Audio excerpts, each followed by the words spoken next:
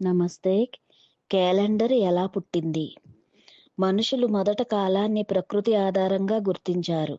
సూర్యుడు పగలు, రాత్రి, చంద్రుడు అమావాస్య, పౌర్ణమి, ఋతువులు, వ్యవసాయం. వ్యవసాయం, పండుగలు, పూజలు, రాజ్యపాలన కోసం కాలాన్ని లెక్కించాల్సిన అవసరం వచ్చింది. అక్కడి నుండే క్యాలెండర్ పుట్టింది.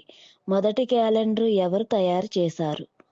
సుమేరియన్లు, ఇరాక్కు చెందిన వారు చంద్ర ఆధారిత కాలగణన ప్రకారం, ఈజిప్టు వారు సూర్య ఆధారంగా 365 రోజులు, బాబిలోనియన్లు నెలలు, వారాలు, భారతదేశం తిథి, నక్షత్రం, మాసం, ఆయనం అన్నీ కలిపిన అత్యంత శాస్త్రీయ పద్ధతి భారతీయ పంచాంగం.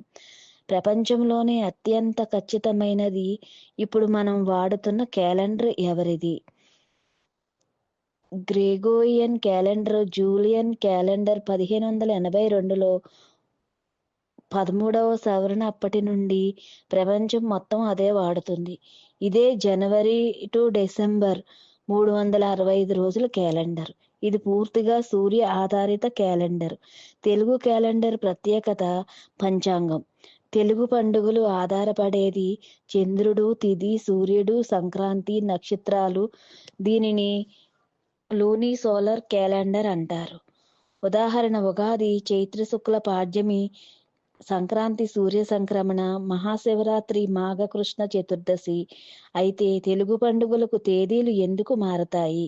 ఇక్కడే అసలు కారణం ఉంది. సూర్యుడి చుట్టూ భూమి తిరిగే కాలం ఆధారంగా చంద్రునికి లెక్కలోకి తీసుకోదు. తెలుగు పంచాంగం చంద్రుని చలనం ప్లస్ సూర్యస్థానం, తిథి ఎప్పుడు ఉదయించిందో దాని ఆధారం. ఒక సంవత్సరం ఉగాది మార్చి 22న వస్తే ఇంకో సంవత్సరం మార్చి 29న వస్తుంది. సంక్రాంతి కూడా కొన్నేళ్లకు ఒక రోజు ముందు వెనక్కి వస్తుంది.